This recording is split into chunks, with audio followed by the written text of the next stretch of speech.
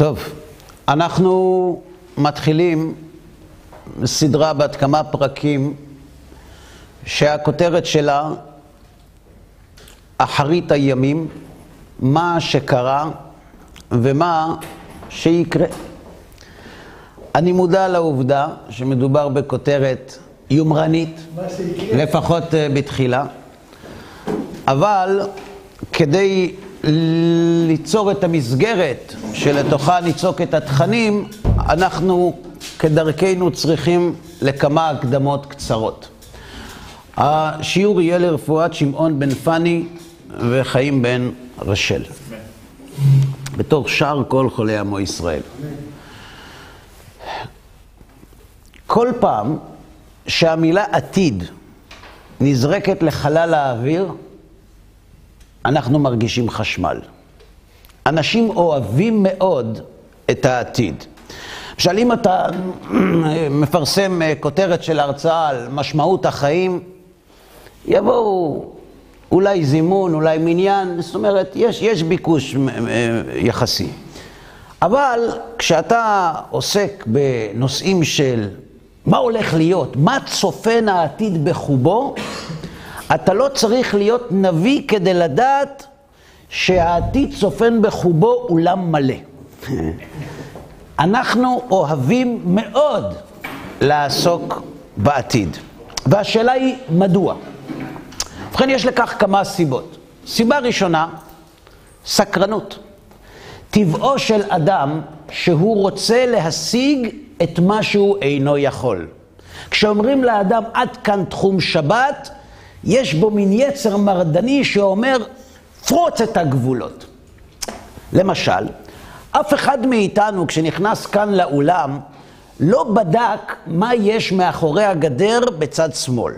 אבל אם אנחנו נשים איזו יריעה ונעשה בה חור ונשים מנורה על החור ונרשום על שלט גדול באותיות של קידוש לבנה אסור להציץ, כולנו נדע מה יש מאחורי הגדר. מדוע? הסקרנות מעוררת אותנו לפעולה. אנחנו יצורים שרוצים לדעת. אפילו העצלנים שאומרים ששום דבר לא מעניין אותם, זה נכון בערבון מוגבל. שום דבר שלא משרת את הצרכים והרצונות שלהם באמת לא מעניין אותם. ההבדל בין הזריזים לעצלנים זה בשאלה כמה דברים יש בחיים שמעניינים אותם. אבל גם העצלן וגם הזריז, כשימצאו עניין, תיעלם העצלנות. הסקרנות היא זו שדחפה את האנושות להתפתחות הטכנולוגית, הרפואית וגם הערכית. אנחנו רוצים לדעת, בעיקר איפה שאין ידינו משגת. ועד היום, לפי מה שידוע לי, חוץ מאלה שחוזרים בזמן או נוסעים בזמן, עד היום בני אדם לא הצליחו לדעת את העתיד.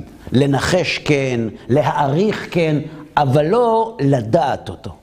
וכיוון שאין ידינו משגת לדעת את העתיד, אנחנו חפצים לדעתו. זו סיבה ראשונה. סיבה שנייה. אנחנו יצורים שהזמן שלנו בעולם הזה קצוב. וכיוון שהזמן שלנו בעולם הזה קצוב, אף אחד מאיתנו לא רוצה להשקיע את זמנו במאמץ שלא יישא פרי. ולכן אנחנו מאוד רוצים לדעת מה יהיה.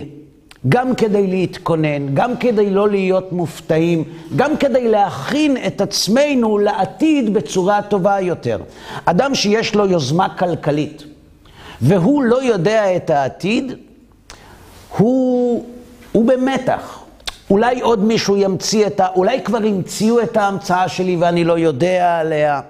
אולי השוק עומד בפני נפילה ואני בסך הכל מבזבז את כספי. הרצון לדעת את העתיד נובע מאוד צורך. אנחנו לא רוצים הפתעות, אנחנו אוהבים יציבות וקביעות, הדבר שהכי מפריע לנו זה לא ליגע לריק. כשאתה יודע את העתיד, אתה יודע היכן להתאמץ. אדם רוצה עבודה.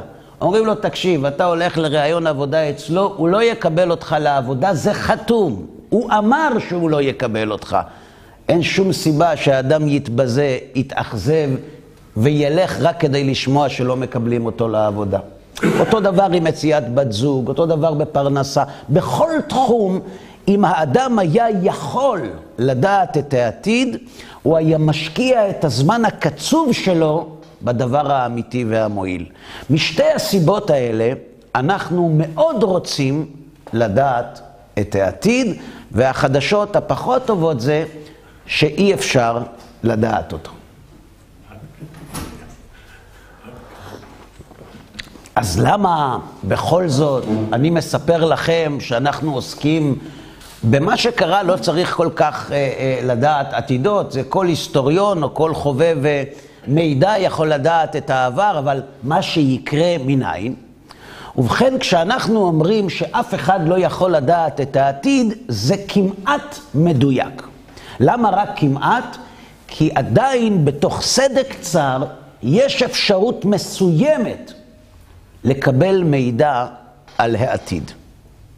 רק שלפני שאני מציג אותו, אני מבקש להסביר למה עלינו להתחשב במידע שאנחנו מציגים. בשנת 1970 החל אדם בשם אשרף מרואן, אם שמעתם את השם הזה, שהיה חתנו של נאצר, למסור מידע למוסד על ההכנות המצריות למלחמה הבאה עם ישראל. 14 שעות לפני שפרצה מלחמת יום הכיפורים, נפגש אשרף מרואן עם ראש המוסד, צבי זמיר, ומסר לו התראה חמה על כך שעומדת לפרוץ מלחמה, ונתן לו גם את השעה. היום, במבט לאחור, תלוי למי מאמינים. יש שתי גרסאות, אחת של מי שהיה ראש אמ"ן, אלי זעירא, והשני ראש המוסד שהיה אז, צבי זמיר. בכל מקרה, דבר אחד ברור, אם המידע יתקבל בספקנות או לא, בזה יעסקו ההיסטוריונים.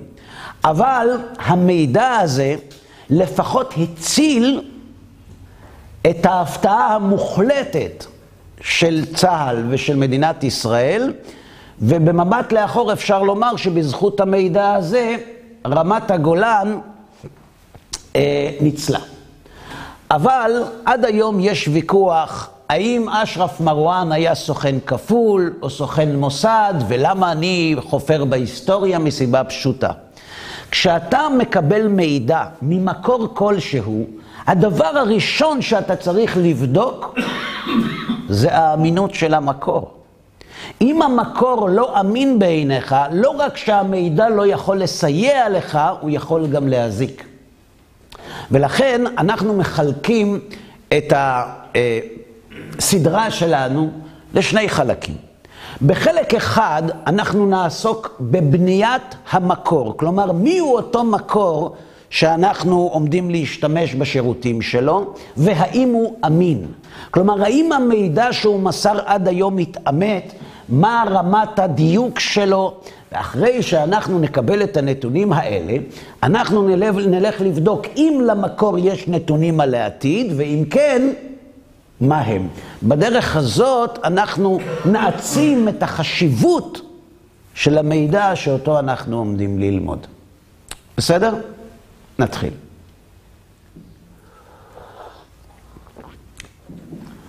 מי הוא המקור? מי הוא זה שמספק לנו את הנתונים? ובכן כך, בסביבות 220 לספירה, חי אדם בשם רבי חייא, רבי חייא רבה, רבי חייא הגדול, שהיה תלמידו של רבי יהודה הנשיא. וכשהוא היה מתחיל ללמד את תלמידיו את חומש בראשית, פעם גם אנשים מבוגרים למדו חומש, הוא היה אומר את המשפט הבא: בנוהג שבעולם, מלך שבונה ארמון אינו בונה אותו מדעתו, אלא מדעת האומן. ואף האומן אינו בונה אותו מדעתו, אלא פנקסאות ודפטראות יש לו לידע, האח הוא עושה פשפשין, האח הוא עושה חלונות, או בעברית מודרנית, גם מלך ששולט במלכותו ביד רמה, וכולם שרים למרותו ואוהבים אותו, ורוצים לעשות רצונו, וכל מה שהוא אומר מתקיים, כשהוא רוצה לבנות בניין, הוא לא בונה בידיים.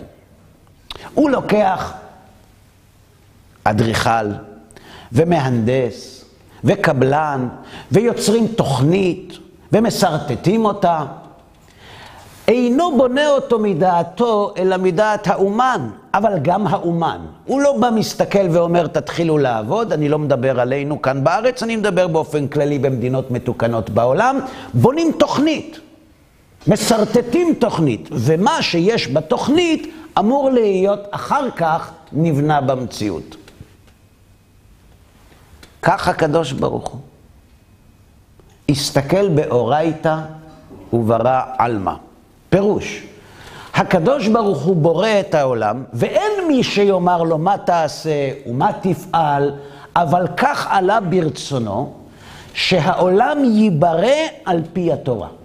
וזה מה שחז"ל מלמדים אותנו, שהתורה תקע"ד דורות לפני בריאת העולם, כבר ישבה בחיקו של הקדוש ברוך הוא. כלומר, חז"ל רוצים ללמד אותנו שהעולם לא מתנהל בצורה אקראית, או כפי שכותב בעל הסולם, בצורה מטרתית הוא מתנהל. כלומר, הוא נע מנקודה מסוימת לנקודה מסוימת, יש תכלית לבריאה. ואם אתה רוצה לדעת מה הולך לקרות בעולם, מנקודת ההתחלה עד נקודת הסיום, כל מה שאתה צריך לדעת זה לקרוא תוכניות. כי אם באמת תסתכל באורייתא וברא עלמא, כל מה שקרה וקורה ועתיד לקרות, אמור להופיע בתורה. צריך להודות שהטענה הזאת היא טענה יומרנית, היא חוצפה יהודית במיטבה. אינני מכיר דת נוספת שטוענת שהספר שלה הוא ספר הסרטוט של העולם כולו. הטענה של להסתכל באורייתא וברא עלמא היא טענה ייחודית ששייכת רק לעם היהודי. השאלה אם זה נכון.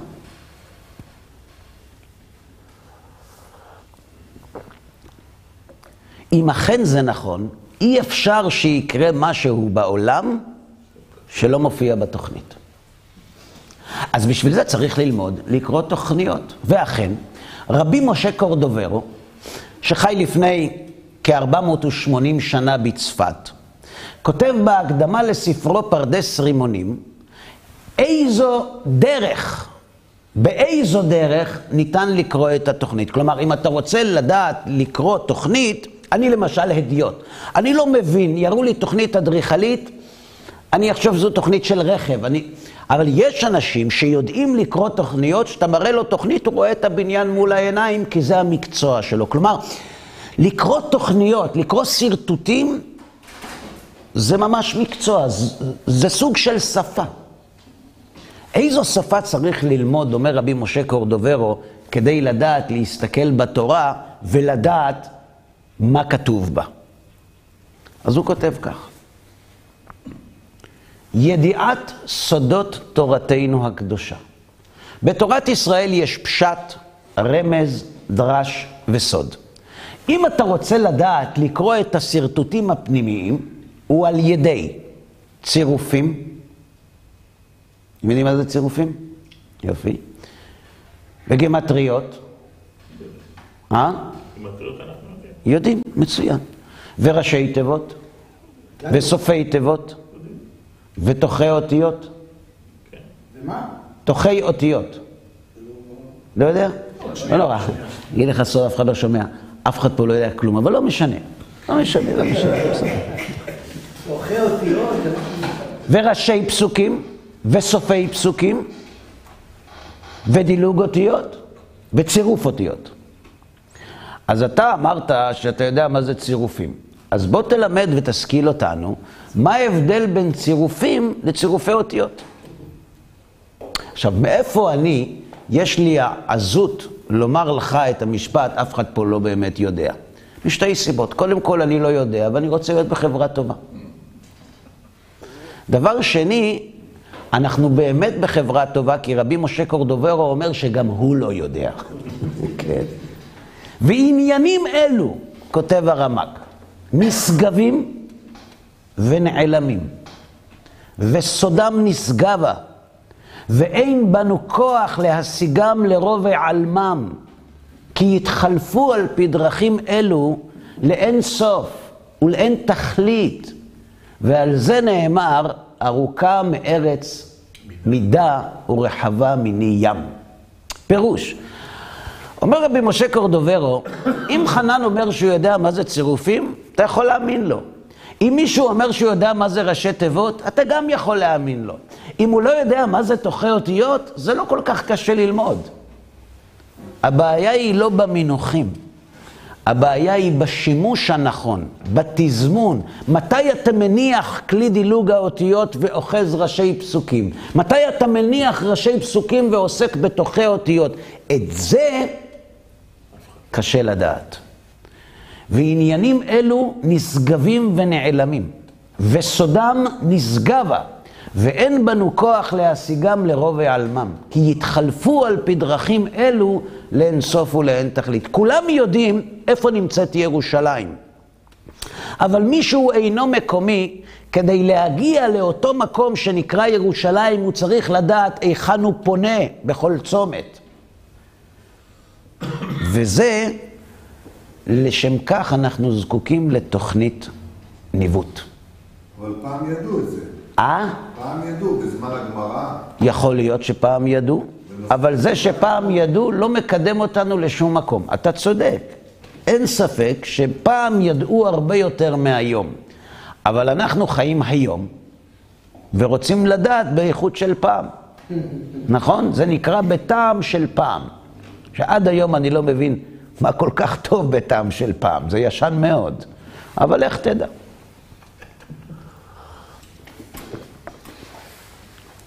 בואו נניח הייתה לנו התוכנה.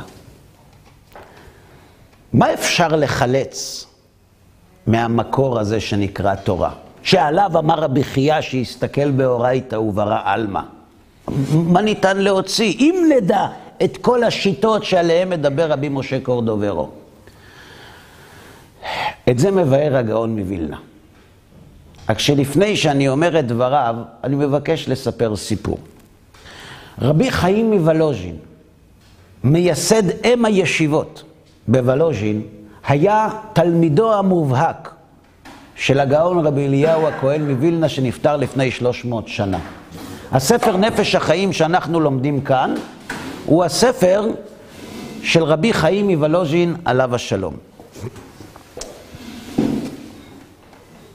מסופר שם שבאחת השבתות ישב רבי חיים מוולוז'ין עם תלמידיו וסיפר אודות אחיו, רבי זלמלה מוולוז'ין, שהיה גאון עצום בתורה ונפטר לו עלינו בקיצור ימים ושנים, והוא ישב ותיאר להם את גדלותו העצומה.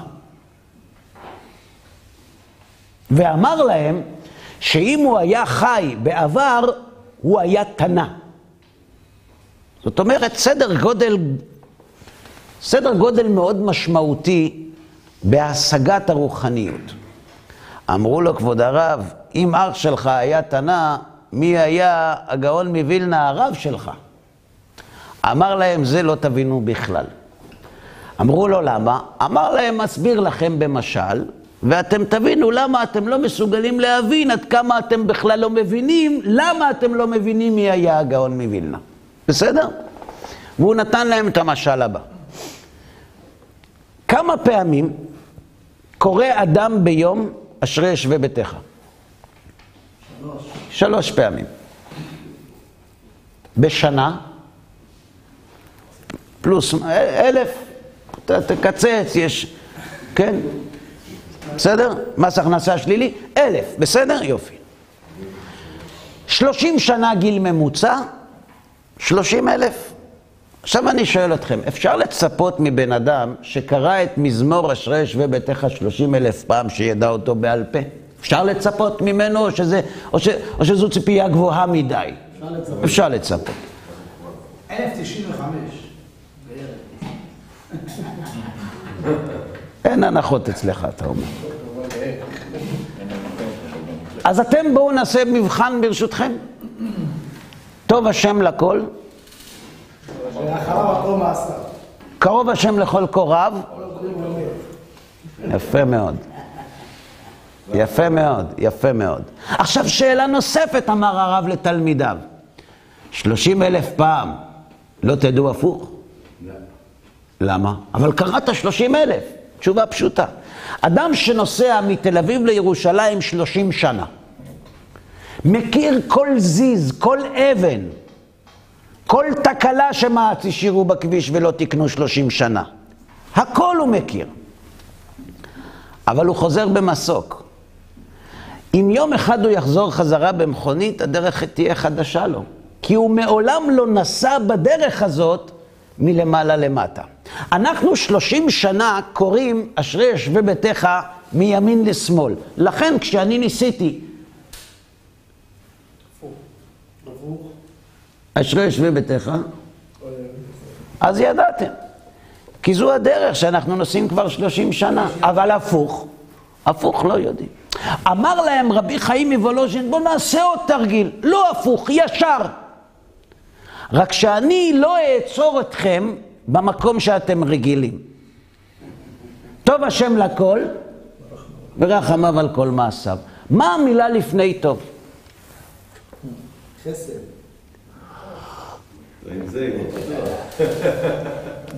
חסד. אם לא היית מסתכל בטלפון, הסטטיסטיקה שלי הייתה לוקחת אותך ל-20 שניות. ובלי להיות נביא, לגלות לך איך היית עושה את זה. היית מריץ את האלפא בטא של אשרי יושבי ביתך, פסוק ט' זה טוב. מה מתחיל פסוק ח'? חנון. חנון ורחום השם, ערך אפיים וגדול חסד. טוב, חסד, טוב, ברור, תצביע. אמר להם רבי חיים מוולוז'ין לתלמידיו, אתם כדי להגיד מילה לפי סדר שאתם רגילים לומר 30 שנה, כשעוצרים אתכם לא במקום צריכים לקרוא את כל המזמור. הגאון מווילנה ידע את כל התורה כולה, פשט, רמז, דרש וסוד, ישר והפוך. ואם היית מבקש ממנו לומר מילה לפני, הוא היה אומר אותה בלי לקרוא את כל הפסוק. וכפי שיוסי הראה לנו, כל אחד מאיתנו יכול להגיע למדרגה כזאת, ובלבד שהכתוב יהיה מונח לפניו. למדנו כי הזמן.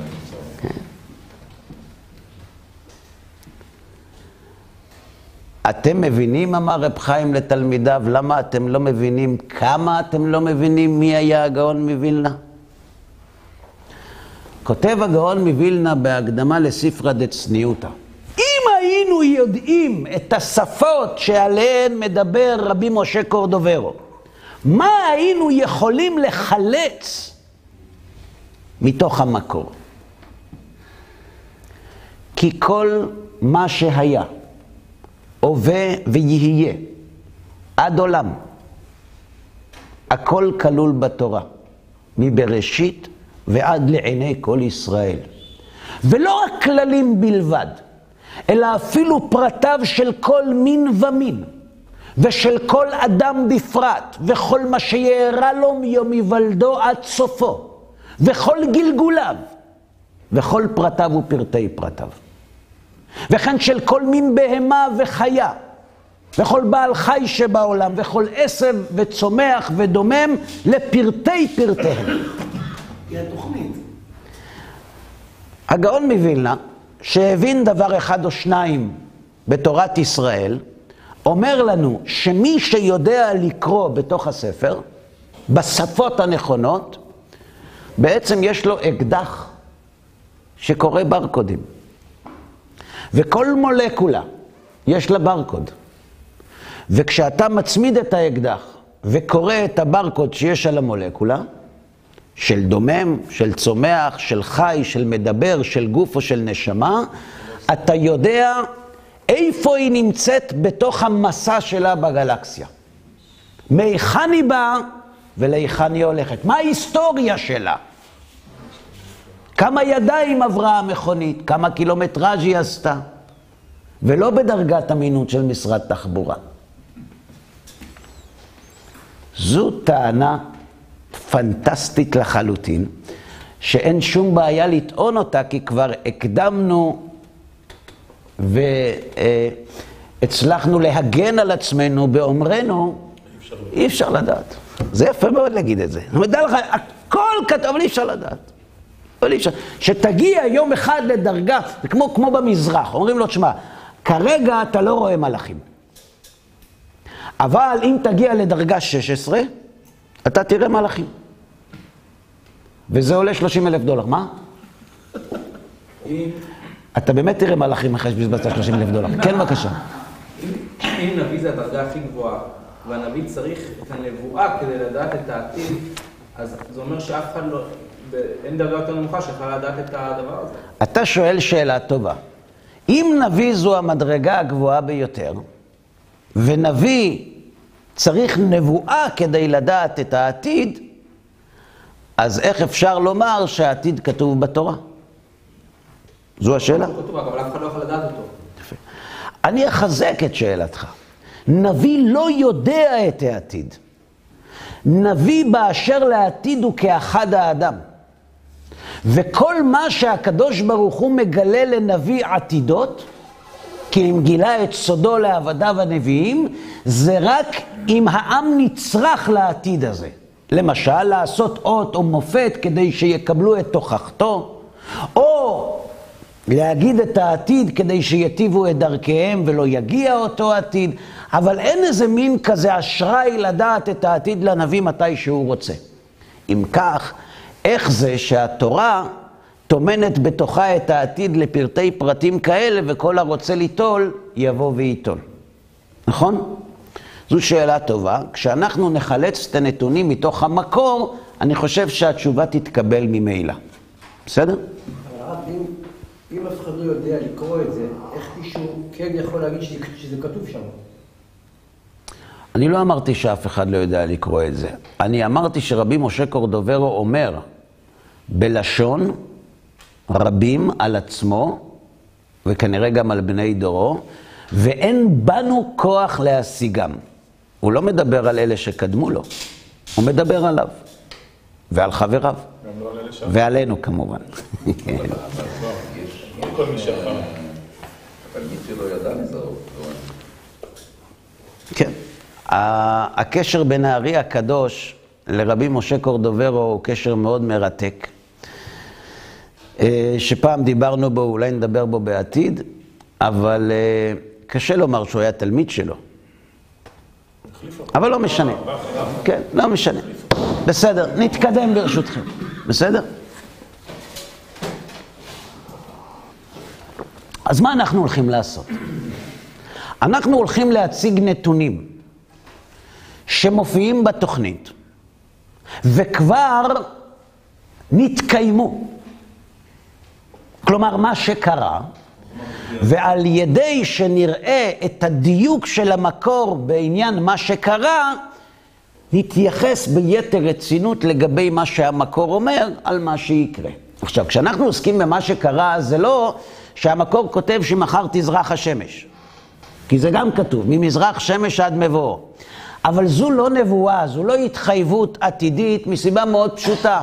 על סמך תצפיות והסתברות, אתה יכול לומר הרבה דברים. למשל, כשמראיינים אסטרולוג בתחילת כל שנה אזרחית חדשה בישראל, ושואלים אותו מה יהיה, אז זה בדרך כלל ככה.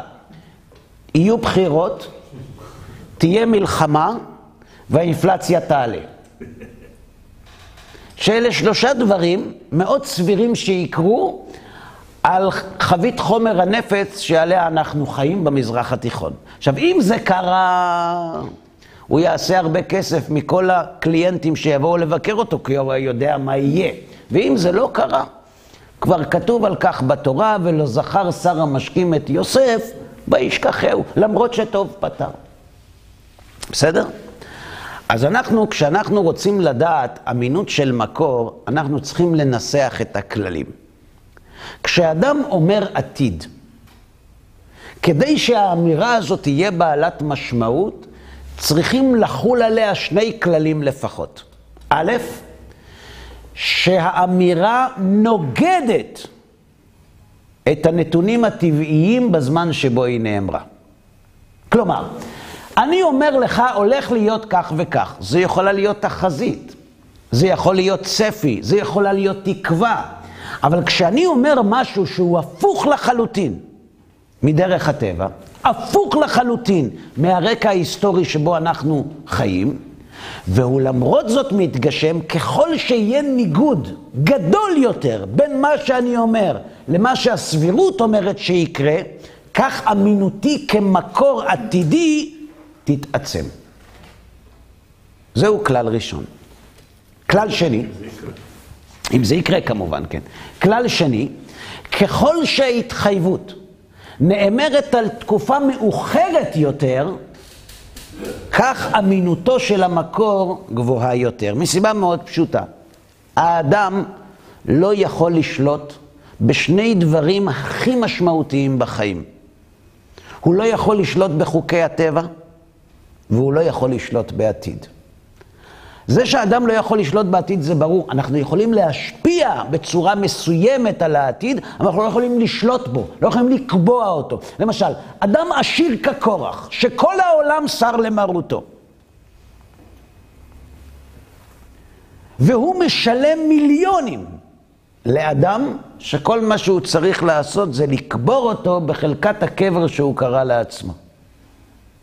האם למת הזה יש יכולת לשלוט היכן הוא יקבר אחרי שמת? לא. לא. אבל לפני שנייה כל העולם... זה היה לפני שנייה, שנייה זה נצח. הוא מת, הוא איננו במתים חופשי. כלומר, אדם לא יכול לקבוע מה יקרה רגע אחרי שהוא מפסיק להיות. אז 1000 שנה, 2000 שנה. כלומר, האדם לא יכול לשלוט בעתיד. האם זה מקובל על כולם?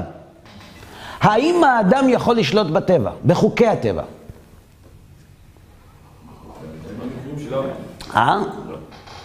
לא יכול. מסתבר שלא יכול מסיבה מאוד פשוטה. כל עוד יש באדם מרכיב טבעי, כלומר גוף, הוא לא יכול לשלוט בטבע כי הוא כפוף לו. ומי שכפוף לטבע לא יכול להתנסה מעליו. כיוון שהוא יצור חומרי והוא כפוף לזמן, הוא גם לא יכול לשלוט בעתיד. לכן, אם אנחנו נגלה שהמקור מתחייב על מידע עתידי, שעתיד להתרחש עוד זמן רב, והוא מנוגד לטבע ומנוגד לעתיד, זאת אומרת, לא נשלט על ידי העתיד, מנוגד לטבע וסותר את הנתונים הטבעיים בימינו, אנחנו נאלץ להתייחס לאמירות של המקור הזה בצורה יותר רצינית. נקודה נוספת. מה יקרה אם נגלה שהמתחייב במידע העתידי אומר לנו שלא משנה מה בני אדם ירצו, הם יעשו X ולא Y. כלומר שתתבטל בחירתם. מה שקשור לבחירת בני האדם אינו ניתן לשליטה, אפילו לא בזמן חייו של הדיקטטור, בטח לא אחרי מותו. לכן, אם נגלה שהמקור מתחייב על שליטה מוחלטת בעתיד, תוך שליטה בבחירת בני אדם, ושליטה בחוקי הטבע, והתעלמות מהנתונים הטבעיים, סביר להניח שאם נגלה מערכתיות במידע שהוא מוסר לנו שכבר התקיים, אנחנו נתייחס ברצינות גם למידע שעדיין לא התקיים. האם עד כאן ברור? מצוין. אז בואו נתחיל. לפני כן יש התייחסות לבריאת העתיד, למשל אברהם אבינו ראה באצטגננים שהוא עקר. יש פה איזושהי ראייה של העתיד.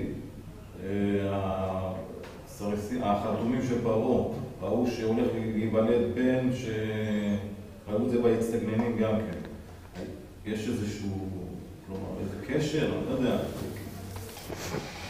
אתה שואל, האם ניתן לדעת עתיד בדרכים נוספות? חז"ל מגדירים את זה אספקלריה שאינה מהירה ואספקלריה מהירה. כלומר, יש דרך. זה לעומת זה עשה אלוהים. כל מה שניתן להשיג בדרך של קדושה, בבבואה אפשר להשיג גם בדרך של טומאה, ולכן נקרא שמם כשפים. למה? שמכחישים פמליה של מעלה. אם לא הייתה אלטרנטיבה לנבואה, הנבואה הייתה מבטלת בחירת בני האדם. אבל כיוון שפרעה יש לו הצטגנינים, והם אומרים לו אל תדאג, גם אנחנו רואים. אמנם לא 6-6, אבל רואים. יש משהו, נולד מושיעם של ישראל, אנחנו לא יודעים איפה, אבל הוא נולד, והוא עתיד ללקוט במים. אז בואו נחשוב על שיטה מתוחכמת ואלגנטית, להעלים את מושיען של ישראל. כל הילדים היאורה תשליחו. זאת אומרת, יש כאן איזו הרגשה מסוימת, האינטואיציה של החרטומים אומרת להם משהו, אבל הוא לא ברור להם. אנחנו לא מדברים על דברים כאלה. אבל אברהם זה מצד הקדושה. אנחנו מדברים, אנחנו טורקי. קודם כל נטפל בחרטומים, בסדר?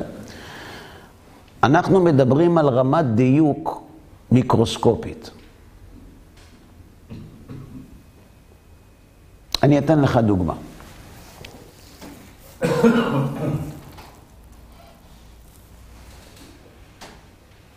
יש פה ספר מלכים. היה רעב בשומרון 3 שנים, בתקופת יהורם המלך ואלישע הנביא. עד היות ראש חמור ב5 כסף, ורובע הקו חריונים ב5 כסף.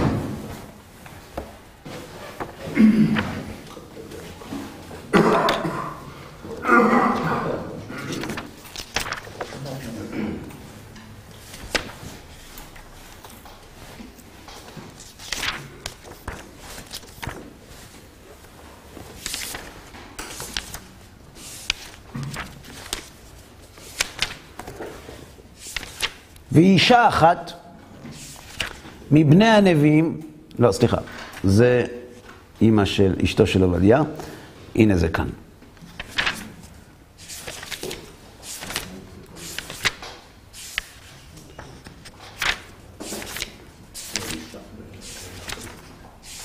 טוב.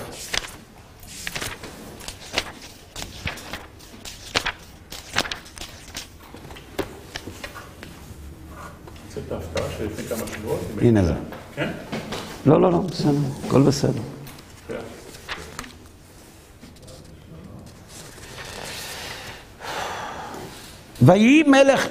ויהי אחרי כן, ויקבוץ בן הדד מלך ארם את כל מחנהו ויעל ויצר על שומרון. ויהי רעב גדול בשומרון, והנה צרים עליה. עד היות ראש חמור ב80 כסף, ורובע הקו חריונים ב5 כסף. קיצור, מזון מה שלא מוכרים בסופר ומאוד יקר. ויהי מלך ישראל עובר על החומה, ואישה צעקה אליו לאמור, הושיע אדוני המלך. אומר לה, מה קרה? ואז היא מספרת לו מה קורה אצלו במדינה. ותאמר האישה הזאת, אמרה אליי, תני את בנך ונאכלנו היום, ואת בני נאכל מחר. ונבשל את בני ונאכלהו. ואומר אליה ביום האחר, תני את בנך ונאכלנו, ותחבא את בנה. אני רוצה צדק. אחאב שומע את זה, ויקרע את בגדיו, והוא עובר על החומה, ויאמר, נשבע. אם יש רעב, שנשים אוכלות את ילדיהם, מי השם? הדתיים. כה יעשה לי אלוהים וכה יוסיף אם יעמוד ראש אלישע בן שפט עליו היום. כן. יש נביא שהתפלל, זה העבודה שלו, בשביל זה הוא מקבל כסף מהרבנות. ואז הוא מגיע אליו, שולח להביא את אלישע, ואז אלישע אומר לו, רגע,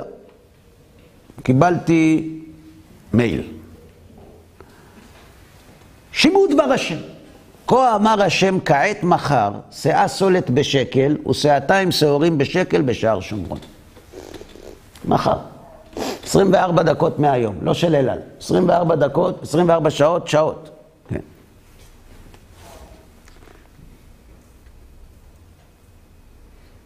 שר האוצר שומע את זה.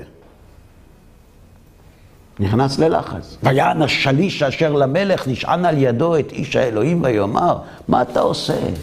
מה אתה עושה? אתה תגרום כאן להתאבדות המונית, אתה נותן תקווה בלתי אנושית לאנשים, מה יקרה? הנה השם עושה ערובות בשמיים. יהיה הדבר הזה? מה, צוני, מה לא יודע, ירד מהשמיים. גם תרד חיטה מן השמיים, עד שהיא תצמח לוקח זמן. מה 24 שעות? אומר לו אלישע, מה, אתה לא מאמין? אומר לו, תשמע, אני מסורתי, אני רוצה לא הגיוני. אומר לו, אין בעיה. אז לא מאמין. אומר לו, מה לא מאמין? לא מאמין, מה יכול לעשות? אומר לו, אין בעיה. אינך רואה בעיניך, ומשם לא תאכל. אתה תראה שזה מה שיהיה. תעמוד בדיוטי פרי, בכניסה, ואתה תראה שאנשים באים, זה מה שיהיה. מחר. וכאן יש את הסיפור של מחנה ארם עם 4 אנשים שהיו מצורעים. ויצא העם ויבוזו את מחנה ארם, ויהי שאה סולת בשקל ושאתיים שעורים בשקל כדבר השם. מה דעתך על רמת הדיוק הזאת? נבואה. נבואה. אם זה היה נגמר כאן, היו הורגים את אלישע. למה? כי הוא הבטיח עוד משהו. שהשליש יראה ולא יאכל. ואם לא מתקיימים דברי הנביא במלואם, חס ושלום אינו נביא אמת. והמלך הפקיד את השליש אשר נשען על ידו על השער, וירמסו העם בשער וימות, כאשר דיבר איש האלוהים אשר דיבר ברדת המלך אליו. והנביא חוזר, ויהי כדבר איש האלוהים אל המלך מאור, שעתיים שעורים בשקל ושאה סולת בשקל, יהיה כעת מחר בשער שומרון, ויען השליש את איש האלוהים ויאמר, שמוסע ערובות בשמיים, יהיה כדבר הזה, ויאמר, אינך רואה בעיניך ומשם לא תאכל, ויהי לו כן, וירמסו אותו עם בשער וימות. חוזר על זה. למה? כדי ללמד אותנו עד היכן צריכה הנבואה להיות מדויקת. מי היה סופר לאלישע בדור שלנו את מה שאמר? עשה תשובה. עשה תשובה, לא מת. על דרגה של דיוק כזה אנחנו מדברים. ברור? טוב. אז אנחנו כעת אמורים להתחיל להציג מקורות שנכתבו לפני הרבה שנים, כמה שיותר רחוק יותר טוב, כמה שיותר מנוגד לעתיד יותר טוב, וכמה שיותר מבטל בחירה של בני אדם עוד יותר טוב. ובזה נעסוק בפרק הבא בעזרת השם.